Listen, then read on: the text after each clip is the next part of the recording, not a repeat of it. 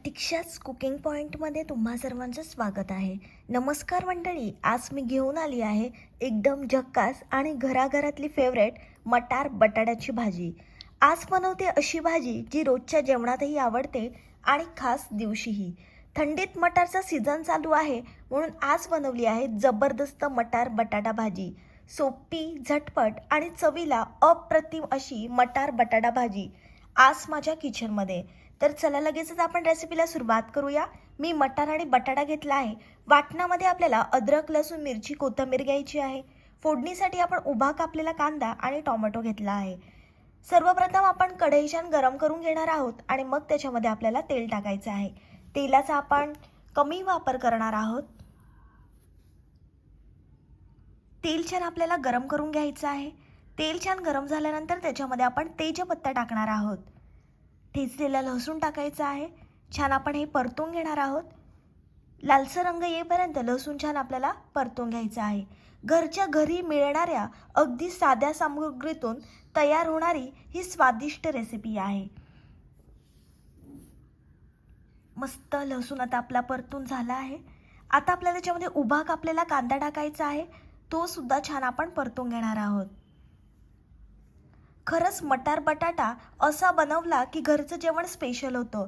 तुम्ही पहिल्यांदाच माझी रेसिपी बघता आणि अजूनपर्यंत चॅनलला सबस्क्राईब केलं नसेल तर लगेचच चॅनलला सबस्क्राईब करा आणि या महाराष्ट्रातल्या मराठी मुलीला तुम्ही खूप खूप सपोर्ट आणि प्रेम द्या.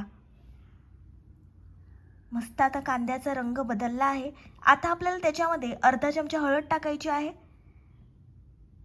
2 मोठे चमचे आपण घरगुती लाल मसाला टाकणार आहोत.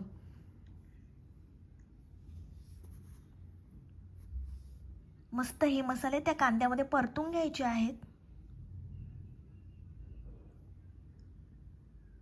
आणि आता मटारचा सीझन चालू आहे तर ही रेसिपी तुम्ही जरूर ट्राय करा. ही रेसिपी तुम्ही लहान मुलांच्या टिफिनला सुद्धा देऊ शकता. छान आपले मसाले एकजीव करून झाले आहेत. आता आपल्याला त्याच्यामध्ये तयार केलेली पेस्ट टाकायची आहे. म्हणजे अद्रक, लसूण, मिरची, कोथिंबीरची आपण पेस्ट टाकून घेणार आहोत. ही पेस्ट त्या कांद्यामध्ये छान आपल्याला परतून घ्यायची आहे. पेस्टचा कच्चा वास जात नाही तोपर्यंत 1 ते 2 मिनिट छान आपण परतून घेतली आहे. कधी कधी सोपी भाजीच मन जिंकून जाते. आता आपल्याला त्याच्यामध्ये मटार आणि बटाटा टाकायचा आहे. 1 मोठा आपण टोमॅटो टाकला आहे. छान आपल्याला मस्त हे मिक्स करून घ्यायचं आहे. म्हणजेच एकजीव करून घेणार आहोत. ही बघा भाजी किती छान मिक्स होते, एकदम परफेक्ट असा सुगंध येतोय ना, म्हणजे भूक दुप्पट होते. अशी भाजी गरमागरम पोळीमध्ये गुंडाळली किंवा चवच वेगळी. रंगावरूनच तुम्हाला समजत असेल किती भारी लागणार आहे मटार बटाटा भाजी. छान पाणी सुटलंय बघू शकता. आता आपण त्याच्यामध्ये मटार बटाटा शिजण्यासाठी थोडंसं पाणी टाकणार आहोत. परफेक्ट अशी ग्रेव्ही तयार झाली आहे. मटार बटाट्याची भाजी ना कितीही वेळी करा पण कंटाळा नाही येत. असं हलकंसं ढवळताना सुगंध अगदी किचनभर दरवळतो.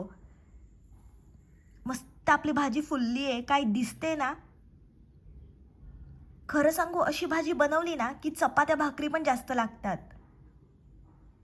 मटारचा हा नैसर्गिक गोडवा भाजीची शोभा वाढवतो.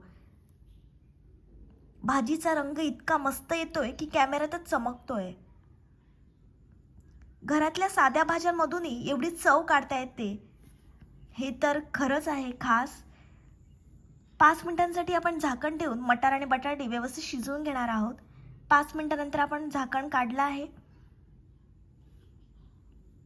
किचनमध्ये असं काहीतरी बनत असलं ना की आपोआपच मूड छान होतो. मला नेहमीच वाटते की अशा भाज्या म्हणजे कम्फर्ट फूड.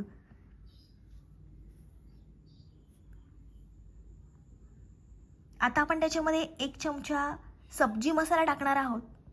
चवीप्रमाणे मीठ टाकून छान आपल्याला शिजवून घ्यायची भाजी.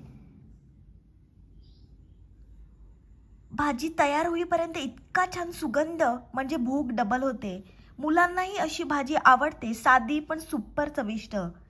ही भाजी ना दुपारच्या जेवणालाही आणि रात्रीच्या पण जेवणाला एकदम परफेक्ट अशी असते. छान आपला मटार आणि बटाटा शिजला आहे. व्यवस्थित मटार बटाटा शिजला म्हणजे खरी चव बाहेर येते. बघा आता भाजीचा टेक्स्चर किती सुंदर आला आहे.